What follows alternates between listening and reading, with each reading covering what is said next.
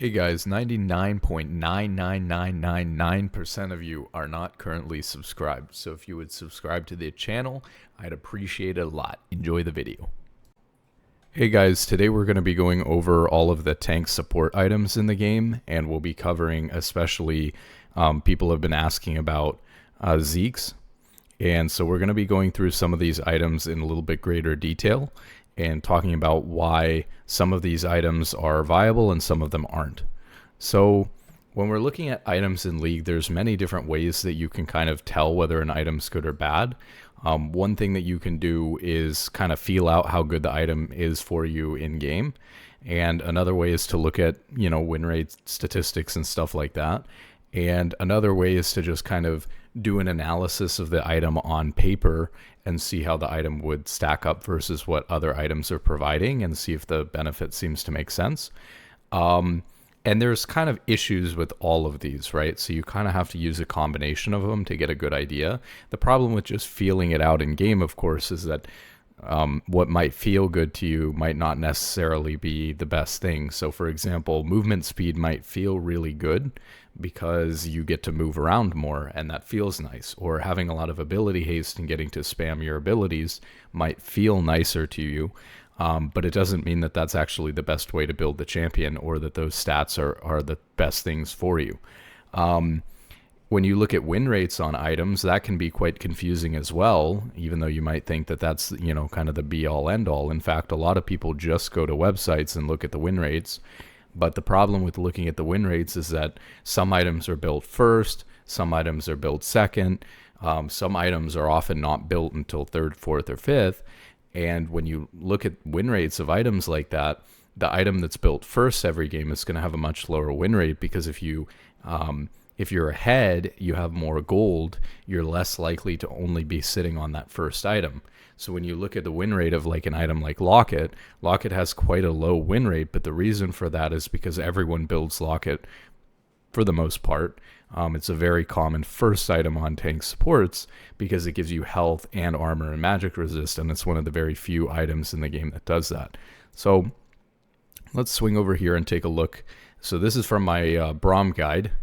And we're going to be taking a look at some of these items here and talking about them. And there's probably some items here that that kind of, get thrown under the bus. But these are the ones that I believe to be viable.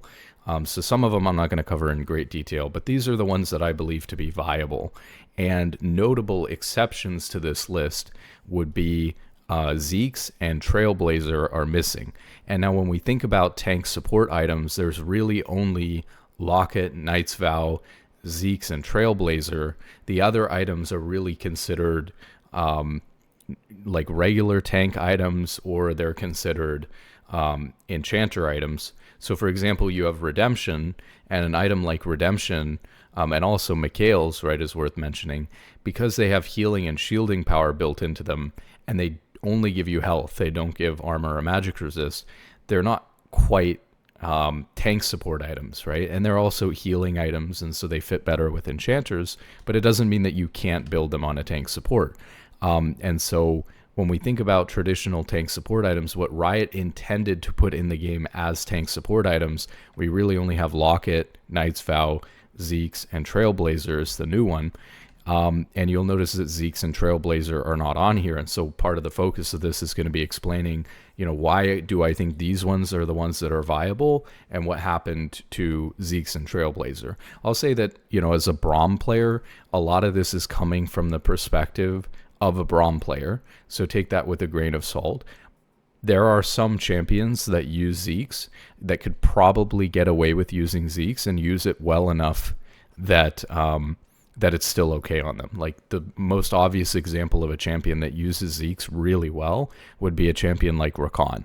Rookern can probably get away with building Zeke's, and he's going to get enough value from it that it's totally fine on him. But for most tank supports, Zeke's is just not good, and so we'll get into that. And same thing with Trailblazer.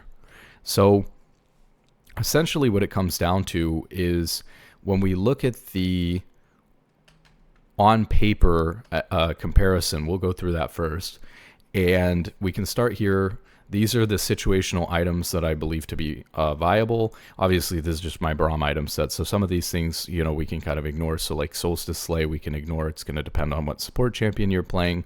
Obviously, you know, these are kind of just some basic boot selections, and I've put most all of them in here. So, you know, pretty much any of these could work on any different support. But really what we want to focus on is, like, you know, in here we have Bramble Vest, QSS, Locket, Knight's Vow, Vigilant, Wardstone, Redemption, Mikaels, Abyssal Mask, Frozen Heart, Thornmail, and Rookern. So right off the bat, I want to talk about ones that you're almost never going to build, but have made it in here anyways, or are kind of being covered in here. So Vigilant Wardstone is not a very good item anymore because it no longer gives that like 10% stat boost that it used to give. It just gives health, armor, and magic resist. And so it's good to build it if you have a control words slot that you're going to permanently carry with you throughout the entire game. It's good to build this as a 6th item just to get some additional stats. But other than that, you're never building this. And because you're very rarely getting to 6th item on support, you're very rarely ever going to build this item. Thornmail is an item that you should never actually build. What you should be building is Bramble Vest, and only if you get to like 5th item, assuming you're going to get Vigilant Wardstone 6th, if you already had Bramble Vest, then you would upgrade Bramble Vest to Thornmail as a 5th item.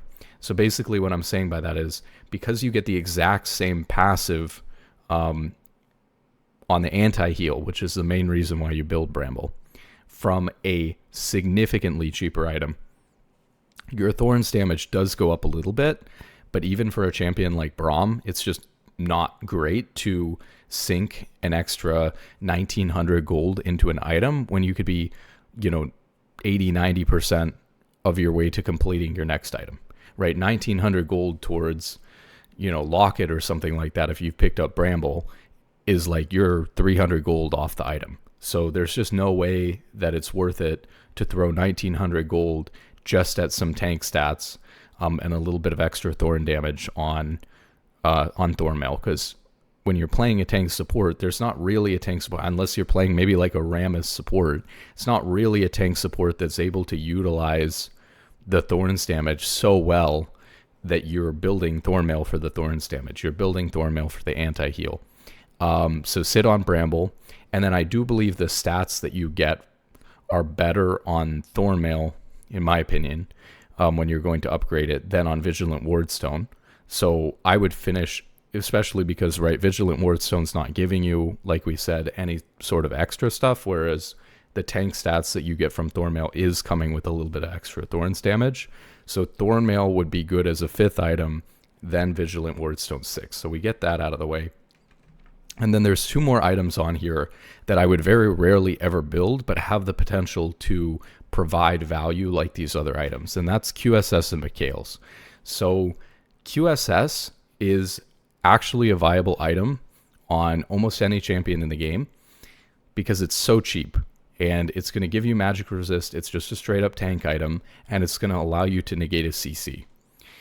The problem is that it's very selfish, potentially, to build QSS for 1300 gold on support, but there are matches where it could be okay to do this. If they have really powerful CC, maybe an Assault or something like that, and you need to pick up a little bit of magic resist anyways, maybe, going QSS is totally a viable option on support, and it's one that is probably underlooked because I don't think support players ever build it, and there are situations where it should be built, but it is going to be built rarely.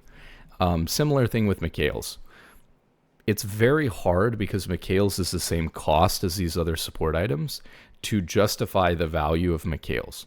Essentially, the healing that you get from Mikaels is so small on one target, especially because it's only on one target, whereas Lock and Redemption are AoE, Knight's Vow is quite a bit of damage reduction, etc. So the Mikaels heal is small enough that you need to negate quite a lot of damage, essentially, from cleansing your ally. And it's also the item on here that is, like, by far and away the hardest to use even for a good player, right? It's a very skill-intensive item. Maybe one of the most skill-intensive items in the game. So even if you get a good Mikaels where you like cleanse the CC and you heal your ally, you have to basically prevent like 200 or 300 damage that they would have taken while they were CC'd when you cleanse. So if you cleanse somebody and they wouldn't have taken any damage afterwards, that's still not even good. So that's why it's very difficult, to make this item good.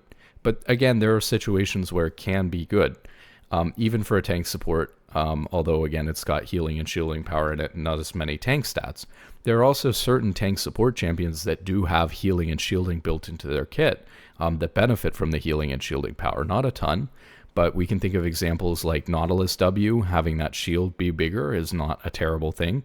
On Taric especially has a lot of built-in healing into his kit. So you can find champions. Alistar has healing in his passive, so you can find champions that will benefit slightly from the healing and shielding power, but obviously not as much as enchanters will.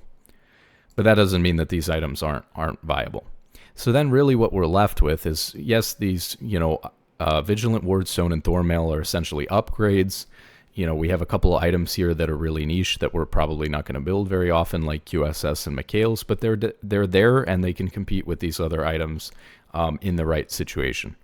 So really what we're left with is Locket, Knight's Vow, Redemption, Abyssal Mask, Frozen Heart, and Rookern. So let's talk about those and why I think that these are basically the only tank items or tank support items that you should be building in the game. So if we look at it on paper, Locket, Redemption, and Knight's Vow can all easily provide around 1,000 to 2,000 healing or shielding or redirected damage per game each. That's just essentially how much damage you see when like you play with those items in game. That's about how much they're doing, right, in an average game. It's obviously going to depend on whether you build the item first. If you build the item earlier, you're going to expect this number to end up higher at the end of the game. And this kind of makes sense too, because there's kind of two numbers we want to keep in mind here when we're looking at these items on paper. One number is 1,000 to 2,000, like either damage or healing or shielding per game, or something like that. The item needs to be doing about 1,000 to 2,000 of whatever it's doing. And the other thing that we're keeping in mind is in a 5v5 team fight, it needs to be doing around 360. So what I've noticed here is that Rookern, first item, even on Braum, is giving you about a 360 magic damage shield.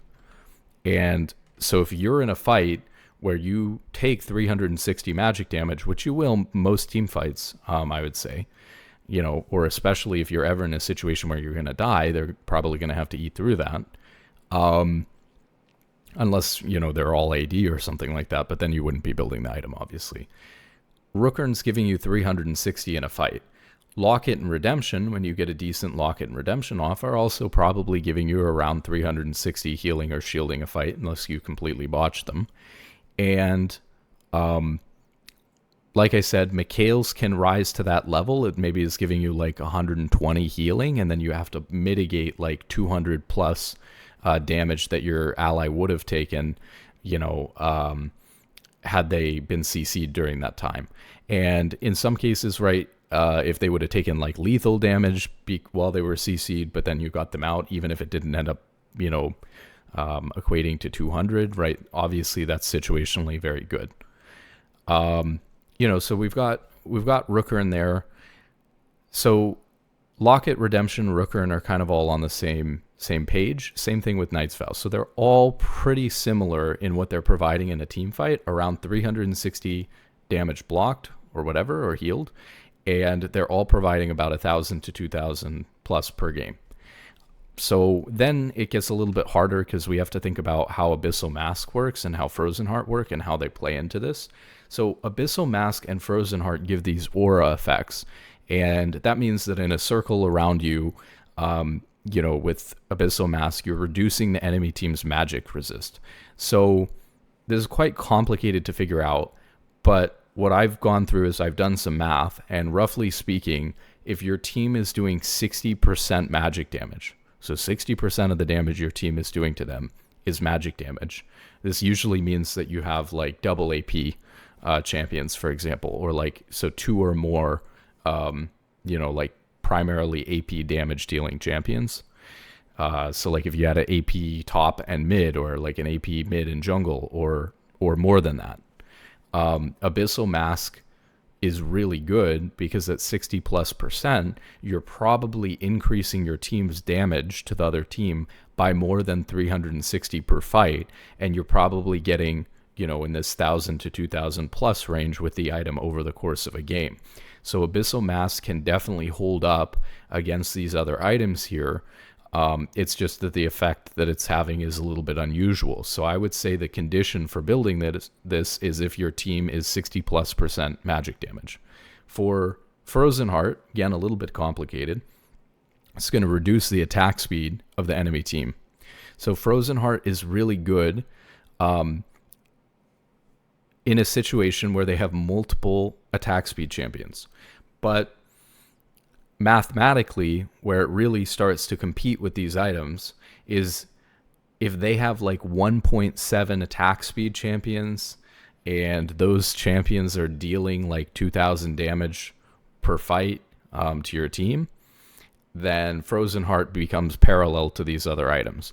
What that's going to mean in practice, because they can't ever have 1.7 attack speed reliant champions, is that if they have about 2 or more champions that do most of their damage through attack speed, so through auto attacks, like they have an 80 carry, traditional 80 carry, and they have like a Master Yi, or they have like a Jax in top lane, or some other attack speed reliant champion in top lane, and a traditional ADC, or so they have like a Tristana mid, or something like that, plus an ADC. You get the idea. So if they have 2 champions who are doing almost all their damage through auto attacks, it can't be. So think about like a Fiora. Like attack speed sort of matters for Fiora. It's important, but she's not doing near 100% of her damage through auto attacks. She's doing, a lot of her damage through abilities. So it does get a little bit complicated there for sure. But roughly speaking, 2 or more attack speed champions, and Frozen Heart, same thing. It's going to block around 360 or prevent 360 damage in a fight for your team, and it's going to perform the same way or better than these other items in a team fight. There's all kinds of other stuff. This isn't a guide on when to build exactly what items. This is mostly about which ones are viable and which ones aren't. But there's a lot of considerations, and I put them in here, about like, just because an item is the best against, their team in that situation doesn't mean that it's the correct item to build. So Frozen Heart might be great, but if you're still in laning phase, right, and their Jax top lane isn't going to be doing anything around you for the first 20-30 minutes, you're not going to build Frozen Heart first item, and you're not going to want to build Frozen Heart first item because it only gives you armor. It doesn't give you any health, no magic resist, right? So you have to balance the stats that the items are giving you with what I'm telling you about these passives, right? And as we'll get into right now, there's items on that you would think of that would be good in certain situations, like Randuin's against crit, or Zeke's on appealing support, and it just seems like a great regular cheap support item. So why are those items not considered viable, in my opinion? So these are items I have that, at least for Braum, but you shouldn't really be building these items if you're playing a tank support. Again, there are some other, this is from a Braum perspective, so there are some champions that maybe Fimblewinter would be more viable on, for example. But for the most part, like, these are items that on a tank support you should avoid. So, and in some cases, if you're thinking about tank items in general, because there's a lot of tank items here, in some cases, maybe they shouldn't be built on a regular tank champion either. But at least for support, this is why they're not viable. And so you kind of have to think about those tank items and why I'm saying they're bad. if you're thinking about Randuins for top lane or something, it's a little bit of a different story because you're comparing it to a different set of items. But so these are items. We're going to start off with Zeke's here. So there's an interesting concept that basically happens here when we're comparing these items, which is tank items or healing and shielding items are kind of just naturally a lot better than damage items. And the reason for that is that if you have an item that gives you 100 health, right, and you have an item that gives you 100 damage, the item that gives you 100 health is a lot better than the item that gives you 100 damage. And the reason for that is because the item that gives you 100 health actually gives you 200 effective HP if you have 50% armor and magic resist reduction. So it's going to effectively double the amount that HP is valuable by. If you have an item that gives you 100 damage, when you go to do that 100 damage, it's going to get cut in half by the enemy's armor and magic resist. So it's actually only giving you 50 damage. And this is a problem that Zeke's really suffers from and prevents it from being as viable as these other items. So, for example, Zeke's has really two things that it's doing that are special aside from its stats. And it's doing 50 magic damage per second and creating a slow field around you after you ult. So to get the same damage as Locket or Redemption, you need to get 4 to 8 full duration Zeke's on one target. What that means is that after you ult and you have the slow field around you, you have one enemy in the slow field the entire duration of the slow field, and you have to do that 4 to 8 times. And that's not even before we consider the resistances.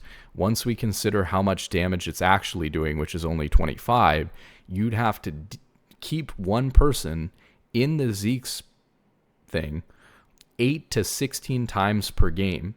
And the 8 to 16 is the 1,000, damage blocked with Locket, let's say, to 2,000 damage blocked. So we're talking about 8 to 16 times. I don't know that you get to ult 16 times in a game. So that's a huge problem for the item. Basically, Zeke's is not doing as much damage as Locket is blocking. It's as simple as that. There's also other stuff that's important to think about, like between these items, and I didn't really want to get into all of this, but some of these items, right, like Locket, are really powerful because you essentially get to choose who you're saving. So let's say you have someone on your team who's super high priority, right? You get to choose to lock it when that person's about to take a lot of damage or when that person's about to die, or to just lock it when somebody is using an ability on the other team that's going to, you're going to block a huge amount of damage. And the fact that you can choose, though, to specifically protect somebody who's doing really well is very powerful, because blocking 200 damage for someone who's really important is more important than kind of doing 200 damage to some random champion. The problem with Zeke's here in this situation as well is that the Locket, let's say even that they were even, if Zeke's was doing 200 damage a fight and Locket was blocking 200, you get to choose to block 200 damage for somebody that's very important and very fed on your team, whereas Zeke's, you're just going to be hitting whatever tank is like running at your AD carry or whatever. It's whoever happens to be next to you when you're ulting. And so you're not really getting to do that damage to a high priority target anyways, whereas Locket or Redemption or Knight's Vow or Mikaels, you're getting to choose to put those benefits on one person that's really important on your team. So that's another drawback to it. Now, it does have the slow field, right, which is going to help you peel as well. But, like I said, okay, so you got the slow field. It's providing some value as well. So let's say that it knocks down, instead of calling it 8 to 16 full duration Zeke's on one target, let's say you need 6 to 12. So we knock it down a little bit. It's just too much. You're not preventing so much damage from the slow field that you're actually going to reduce so much damage that the other team is trying to deal. that you're going to benefit more than you would from having like a Locket or any of those other items that we talked about in the right situation. So Zeke's is just kind of not viable. Now I said on Rookern, why is Rookern able to use Zeke's in such an efficient way? It's possible to have multiple people in Zeke's, right, rather than one. So this scenario here, this is why we're talking about it's like an on-paper scenario. In reality, sometimes you're going to have 2 or 3 people in your Zeke's, and sometimes you're going to have 1. But for most champions, you're probably not going to have 2 or 3 people in your Zeke's. Rookern is really good because when he ults, he charms people into himself. And so he's able to get 2 or 3 people to be inside of his ult, and Zeke's is applying to them. There are other champions that could do this, like Rel, for example, might be good at using Zeke's, because when she ults, she's hopefully pulling 2 or 3 people in. And now, you know, if you're having 2 or 3 people in for the full duration, we're really reducing these numbers, you know, quite a lot. So imagine if it was 2 people in here the entire time, and this drops to 4 to 8. Could you get 4 to 8 on like a Rookern or a Rel? 4 to 8 Zeke's throughout the game? Yeah, and so it would be like a viable situational item that would be equivalent to like a Locket or a Redemption. We still have the problem like we talked about before with what was Zeke's having issues with, you know, not necessarily being able to prioritize high prio targets, you know, if you're just ulting, you know, whoever. But maybe that's more of a problem for Braum. Maybe on Rookern or Rel, you are able to potentially and hopefully get on high priority targets to ult them, but maybe not. You know, so it could be viable on those champions that can very specifically pull people in with their ult, multiple people in with their ult to do that. Another issue with Braum specifically is that when you ult on Braum, you're already creating a slow field. And slows don't stack. It just applies whatever slow is the harsher slow. So let's say that somebody is slowed by Braum ult and they're slowed by Zeke's. If Braum ult is a harsher slow, like 40% or whatever, and Zeke's is 30%, then it's just going to slow them with the Braum ult. The Zeke's thing isn't, the Zeke slow is literally doing nothing unless they happen to be out of the Braum ult slow field. So you get a lot of like counter synergy there with Braum specifically. Okay, so now we have you know, Winter's Approach / Fimblewinter. Totally viable item actually. It's just on Braum specifically. You don't really need the mana, super slow to stack, you know, because Braum doesn't have a lot of abilities to stack it with, but this is a totally viable item on other tank supports. So I didn't really get into the details, you know, I didn't keep the details here, but I have looked at these before. If you look at Trailblazer and Zeke's, they're essentially the same item. So let's take a look at this. Very close to the same item. So let's just look at the stats, right? So 40 armor. This is giving 25 armor. So Trailblazer's a little bit armor. 200 health. This is 300 health. So Trailblazer's a little bit more armor. Zeke's is a little bit more health. But then Zeke's is also giving you 25 magic resistance. And Trailblazer is not.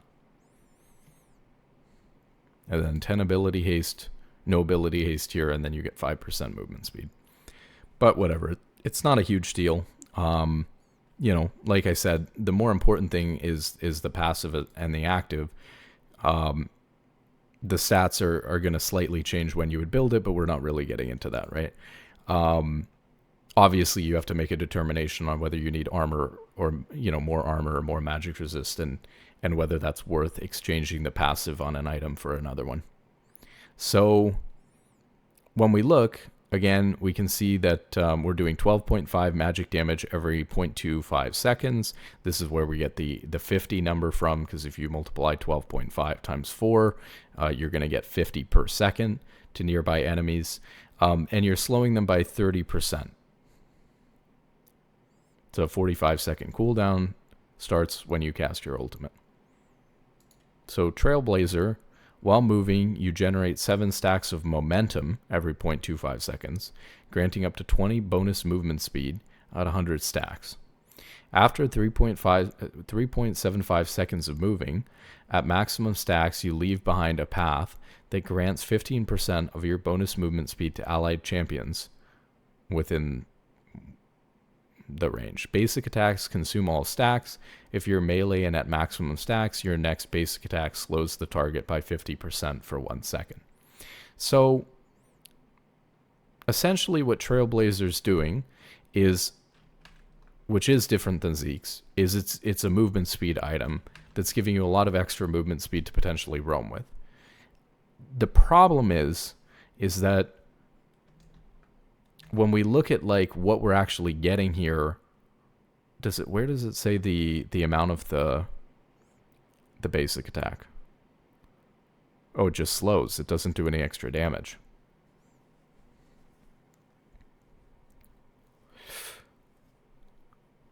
So essentially what we're comparing here, and I'm just re-going through it because I've done this back when Trailblazer came out, is that when you think about it as a peeling item, one is going to slow somebody that you auto by 50% for 1 second, and one is going to slow enemy if you can keep them in the slow field for 30%, but it can last for up to 5 seconds. So the slow on Zeke's is obviously a lot better. Even though Trailblazer's slow is a little bit stronger, the fact that you can keep them slowed for potentially up to 5 seconds is a lot better than what you're getting here on Trailblazer. You're also dealing damage with Zeke's, whereas with Trailblazer, you're just getting the movement speed. So essentially the problem here is that I would say Trailblazer is very hard to compare on paper with these other items because movement speed is one of the hardest to compare to these other stats that we're looking at. So those other stats are very tangible in terms of how much damage they're blocking or providing. They're very tangible and you can compare them, very directly. Even an item like Frozen Heart or Abyssal Mask that we went into, it's complicated to try to figure out how much it's doing in a fight. You're definitely going to get an estimate on paper that might not reflect how the item performs in game, if you're not estimating, if your criteria for what you're estimating in a fight aren't appropriate, if your assumptions aren't appropriate. But at least you're going to get a number to compare. And if they're remotely close, you can say, well, these are close and on paper. And so if it's a situation that really seems like it's good for it in game, then you could go it. And if not, then you don't go it. Part of the problem here with Trailblazer that I'm seeing is essentially you're saying that the value you're getting from Trailblazer is just from the movement speed, that you're getting so much movement speed to roam that's going to translate into something, some play happening that's really impactful. And that's going to be the same value as if you built one of the other items on here, for example. So how likely is that? So how much movement speed are we talking? We're talking 5%, and then you're getting up to 20 bonus movement speed. You do grant this little path of movement speed to your allied champions, but I don't think, even when roaming, let's say you're giving this to your jungler, I really don't think that this is going to help an insane amount with anything.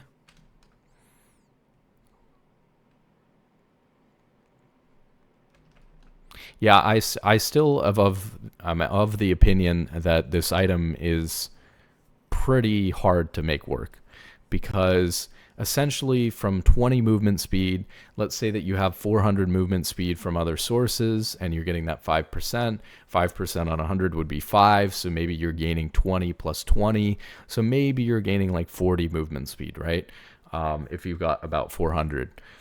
So is 40 movement speed going to be enough that with essentially, and you've got the little slow, but essentially no active or passive, basically. You're just talking about like 40 movement speed.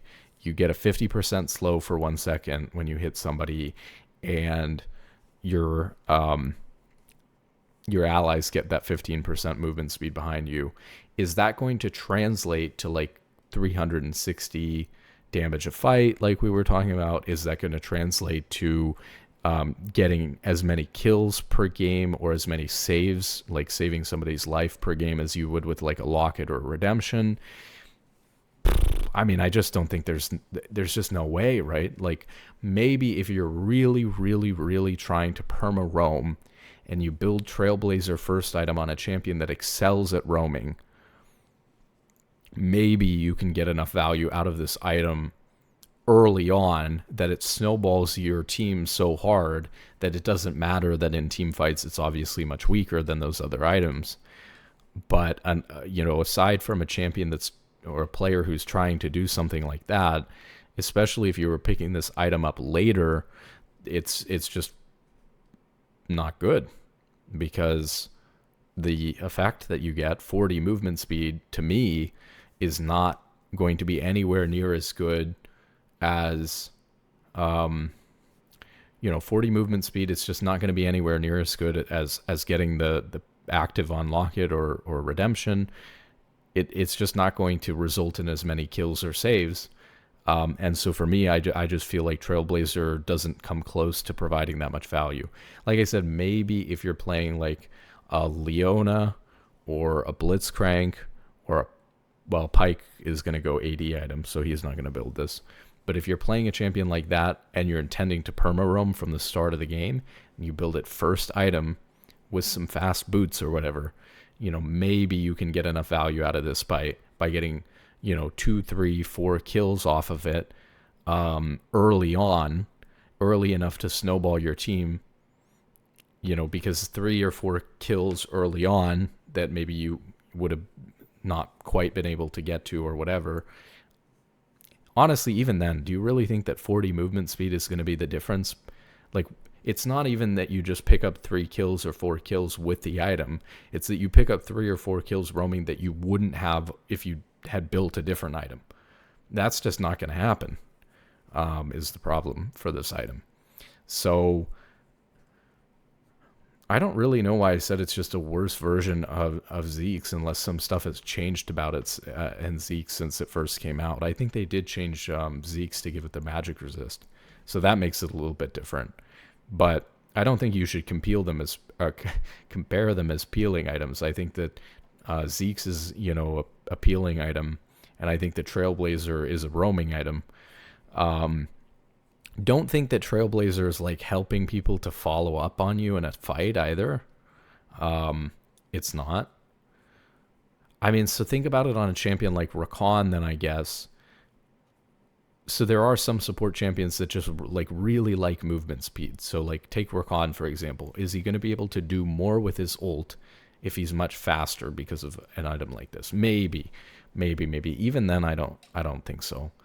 And Rookern is another one of these tank supports that actually has decent healing and shielding built into his kit. He's got 2 shields with E. He's got healing on Q, and it's not an insignificant heal.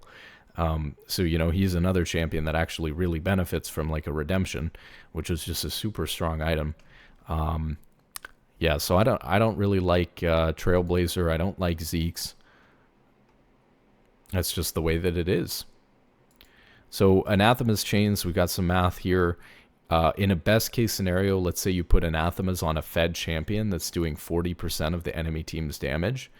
You'd take 40% times 30% because you reduce their damage by 30%. And we're assuming you have 2,000 HP. So you'd take 240 less damage, and you lost all of it in a fight. So we're assuming that if they're doing 40% of the enemy team's damage, we're assuming they're doing about 40% to you. That may or may not be the case, but on average, that's going to be the case. You can amplify the effective damage reduction you gain by targeting an AP champion if you have less, magic resist, for example. Maybe they have solo AP and you can skip building magic resist with this item. That could be okay. However, Anathemas is basically just outpaced by the other pool of items. I mean, we're giving it a really good scenario here where one person on the other team is so fed that they're doing 40% of the enemy team's damage, and we're only blocking 240 damage on ourselves. Not even for allies, which, as we said, is more important on support. So, we're not really keeping up with that 360 or so pace that you get from these other items. Randuin's reduces the crit damage you take by 30%. Randuin's is another one that really, I think, gets people. So it reduces the crit damage you take by 30%. So imagine if you lost 50% of your health in a team fight to crits only.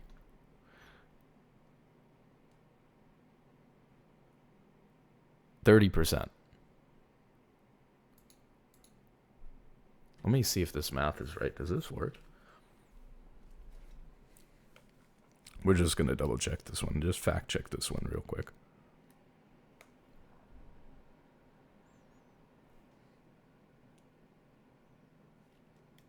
Oh yeah, that's right.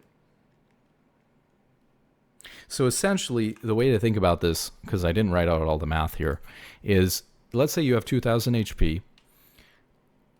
If 50% of the damage that you're taking is from crits, which is a ton, by the way, because, I mean, you'd be lucky if, you know, or it would be standard if you're taking like 50% AD, 50% magic in a fight, right? So if you're taking, this would be like you'd have to be taking 100% physical damage, and half of the time they would be critting.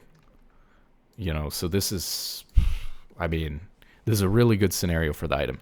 So essentially, because we're saying that you're going to lose 50% of your health to crits, which is insane. You know, even if they have like decent crit on the other team, you're probably taking like 25%, let's be honest. But this is the best case scenario to try to justify the item, right? 50% of your health only to crits. That means that you're effectively going to have 1,000 HP that you're losing to crits, and you're going to reduce that crit damage by 30%, which would end up being 300 damage reduced. But, you know, that's still outpaced by what you're going to get from a Locket or Redemption if you're using it really well, or like a Knight's Vow or whatever, so that you would reduce for somebody else. So this part kind of sucks. Now you do have, I assume Randuin still has the active slow, right?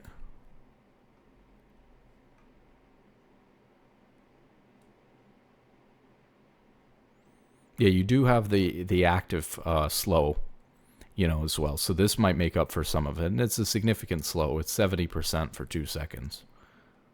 So, I mean, that's worth considering as well.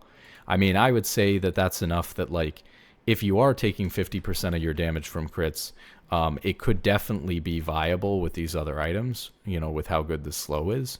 I would say that.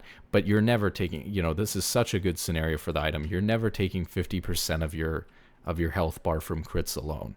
You know, they would have to be, they'd have to be 100%, you know, they'd have to be at 80 or 100% crit chance, and you'd have to be taking half of your damage from only physical damage crit champions.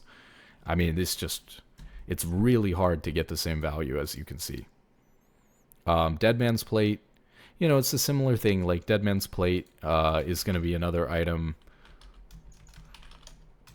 where you're probably only looking at building this on support. How much does it cost? It's not too expensive, but you're probably only looking at this if you want to roam. Well, let's compare Deadman's Plate real quick, actually, to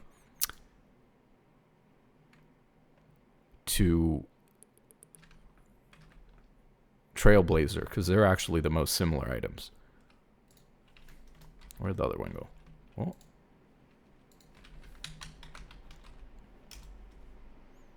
Not the car. You gotta be kidding me. Let's see what we got here. 40 armor, 45 armor, 200 health, 300 health. This is a little bit cheaper, though, so I wouldn't worry about that. 5% movement speed, 5% movement speed. So far, Trailblazer's winning because we're only getting 5 more armor and 100 more health for, like, 500 gold. Okay, now we've done it. But I'm looking here, 40 bonus movement speed. We said that, you know, if you have 400 movement speed... Oh, I guess actually... Okay, so Deadman's is giving you more movement speed. And then after you use the stacks, you deal damage based on your momentum.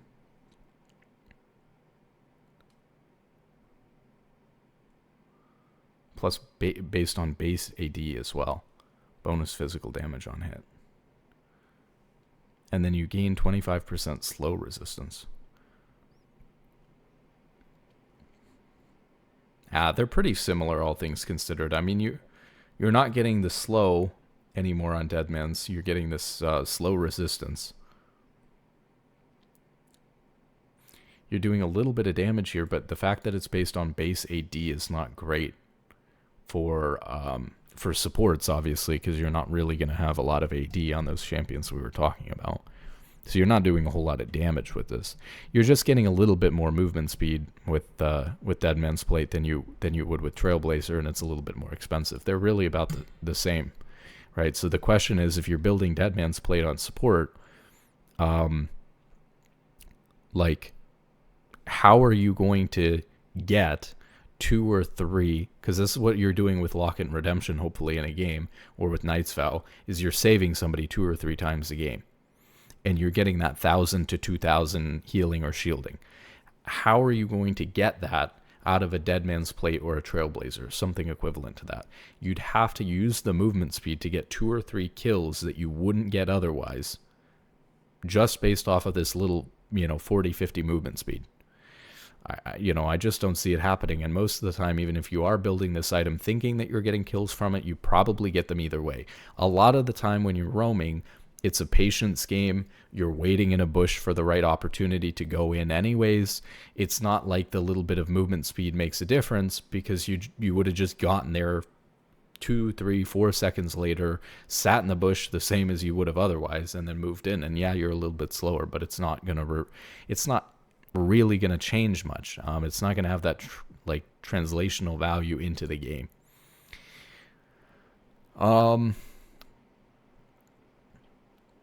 Let's see.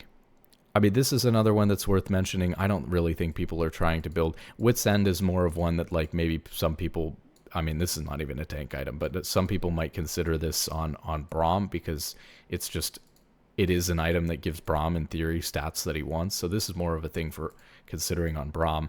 I don't really know about Unending Despair. There may be some supports. Like, if you're a Swain support, I don't know, maybe Unending Despair could be good. Probably not. You're probably better off with AP items.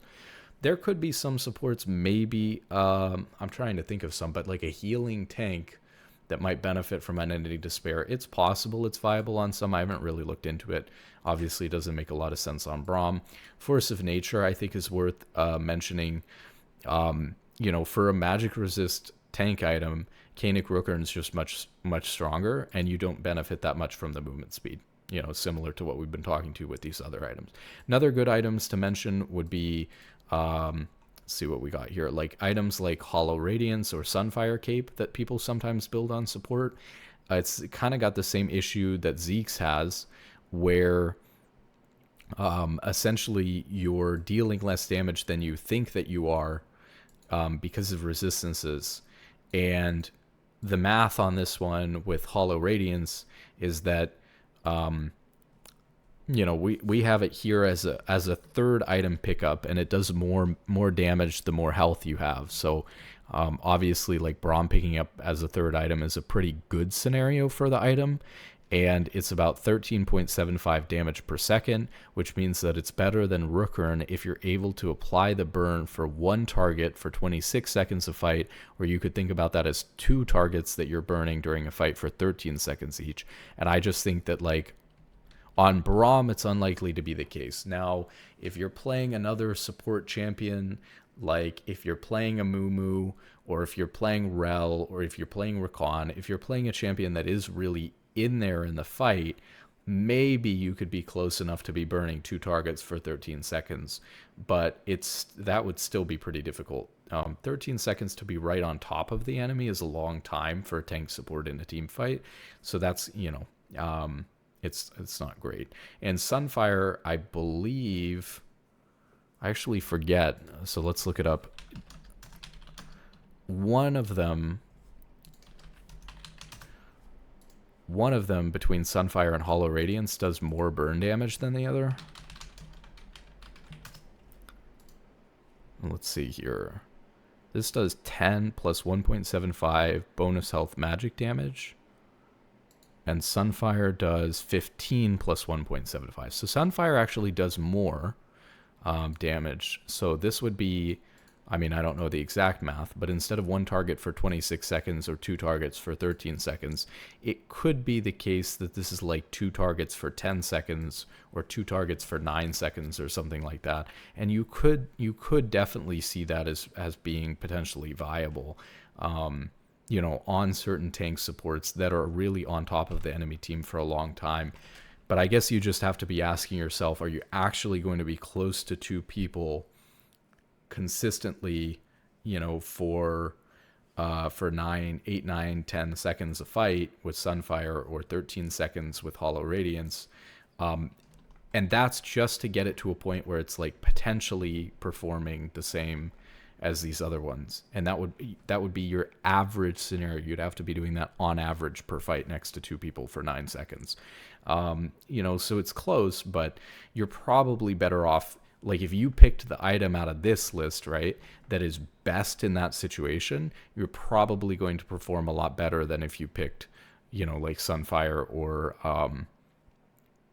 Hollow Radiance, you know, because I think it's going to be unlikely that that's going to be your average scenario. Is there any other items on here that are worth mentioning that people sometimes build on support? Spirit Visage, I forget what that one. Spirit Visage. It's got to be Visage. Spirit Visage is okay on some tank supports if you have enough healing and shielding to justify it. But most of the time, most tank supports don't have enough healing and shielding to justify it. We went through Deadman's Plate. So then the only other one that's on here is Warmogs, right? And this is the main problem with Warmogs that I have written here. Support is the role that recalls the most in the game. And so the point of Warmogs is to be able to stay on the map for an extended period of time. Specifically, Warmogs is really great if you're a full tank champion and you're either like holding a side lane versus a champion that's going to do a lot of damage to you, so that you can hold the wave, clear the wave and contest it in their face, lose some HP, and then regen your HP in between waves, so that a tank champion can actually manage to side lane against like a Fiora or a Jax or something like that in the late game. That is what Warmogs is for. Warmogs is also potentially okay on a full tank champion if like you're grouped with your team and you happen to get bursted kind of by yourself, or like you look to go in, you know, and you lose some HP and then you're able to regen it and you don't have to recall and like potentially give up that tempo, and your whole team, you know, risks this situation where your whole team has to back off and play safe while you're in Fountain. That's where Warmogs is good. On support, you don't need it for holding a side lane like that, because you're never holding a side lane.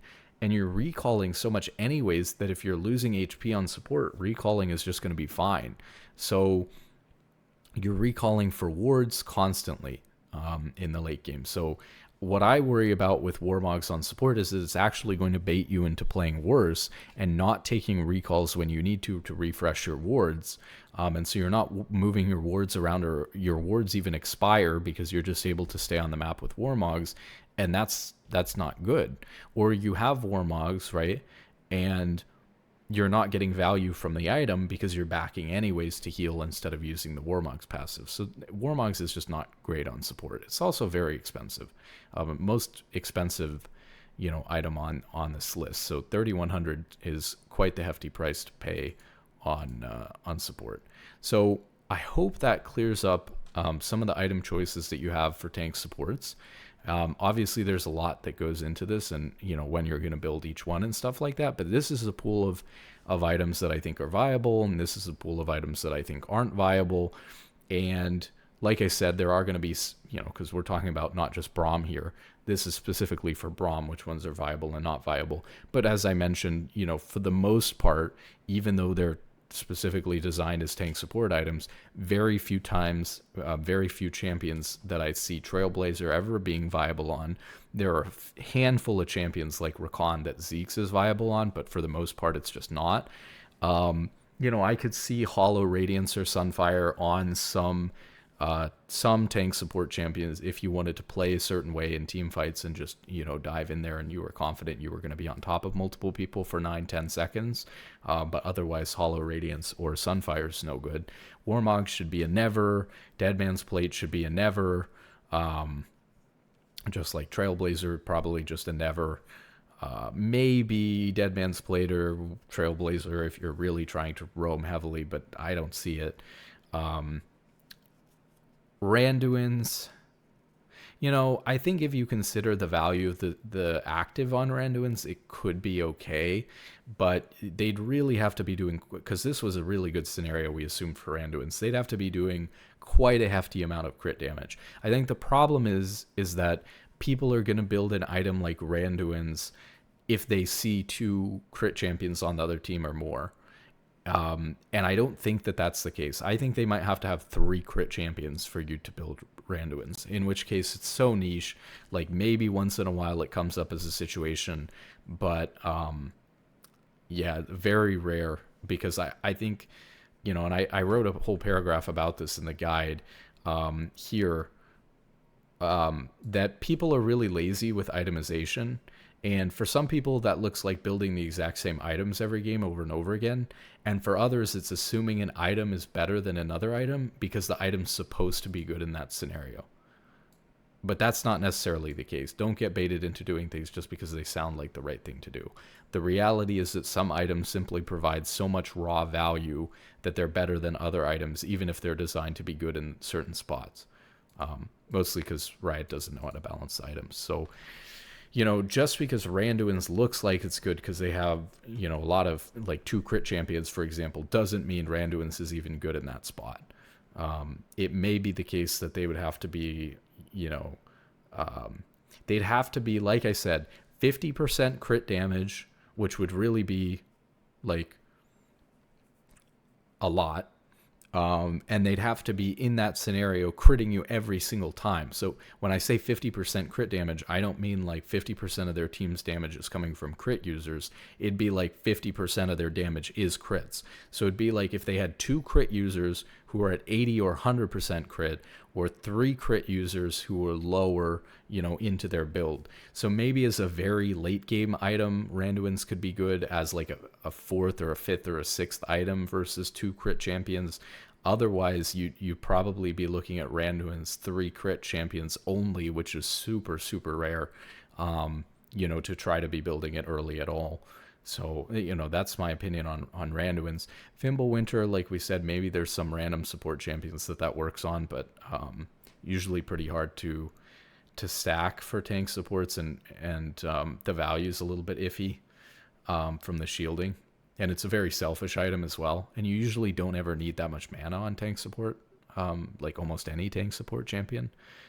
Maybe Taric, I guess, but then he doesn't really have the CC as easily, with only E being his only CC. I don't think he has the CC to pull off a Fimblewinter. He's probably just better off sitting on tier, since he's the only one that actually wants the mana out of the tank support champions. Wit's End is just kind of a meme item for Braum. Force of Nature is just a weaker version of Rookern for support. So the only one that leaves then is Unending Despair. And, well, should we look? We can pull it up. We might as well. We're already 50 minutes deep. Let's just pull up Unending Despair and see what it looks like. 10 ability haste, 55 armor, 400 health. So that's kind of nice. You know, that's on par with items for its cost. Every 5 seconds in combat with champions, deal 30 to 50. Read that again as half of that. So you're going to read it as 15 to 25 magic damage plus 3% of your bonus health. To enemy champions within 650 units, and heal yourself for 250% of the post mitigation damage. So again, that's going to be the 15 to 25. You would heal for that. Damage dealt to all targets.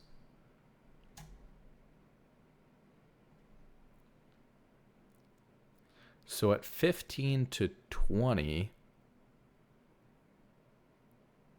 Oh, but it pulses every 5 seconds.